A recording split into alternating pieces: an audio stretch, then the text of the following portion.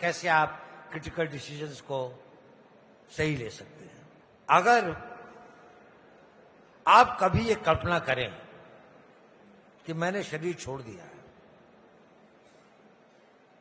और अब मैं ऊपर से देख रहा हूं अपने आप को, और किसी ने ये डिसीजन लिया है,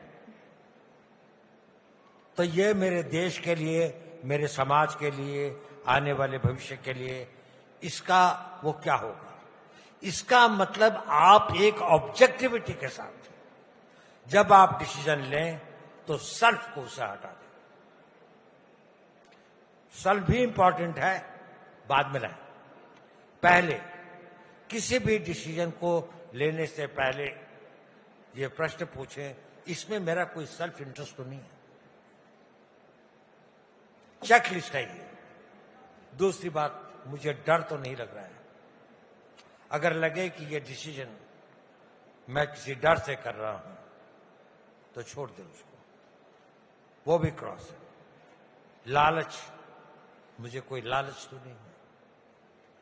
जब आप अपने आप को एक ऑब्जेक्टिव तरीके से, अपने बिल्कुल डर, इसे कहते हैं साक्षी भाव, साक्षी भाव से आप उसको देखते हैं, तो आपकी डिसीजन मेकिंग क्षमता में एक चीज आती है, क्लैरिटी। फिर आप क्लैरिटी देखते हैं, फिर नेक्स्ट सवाल आता है, व्हाट इज दिस कॉस्ट। अगर मैं निर्णय लेता हूं तो क्या मेरे 1000 आदमी मारे जाएंगे, या इस ब्लास्ट के अंदर में मेरे 5 आदमियों को नुकसान होगा, या मेरे देश की 50 किलोमीटर धरती जा सकती है। फिर आप सोचते हैं क्या मैं इस कॉस्ट को अफोर्ड कर सकता हूं, क्योंकि मैं रिस्क तो ले रहा हूं कि अगर जीत गया तो मैं इससे ज्यादा वो प्राप्त कर सकता हूं। तो आपको कॉस्ट तो पे करनी ही पड़ेगी। ऐसा कोई क्रिटिकल डिसीजन नहीं होता जिसके अंदर कॉस्ट न हो।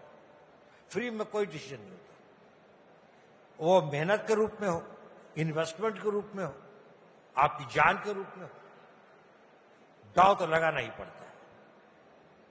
लेकिन आप दाव ये नहीं लगाते कि आप 5 रुपए के लिए अपनी जान का दाव लगाते हैं।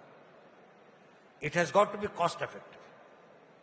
आप खतरा लेते हैं, जब आप खतरा लेते हैं तो आप ये भी सोचते हैं स्टेक्स क्या है।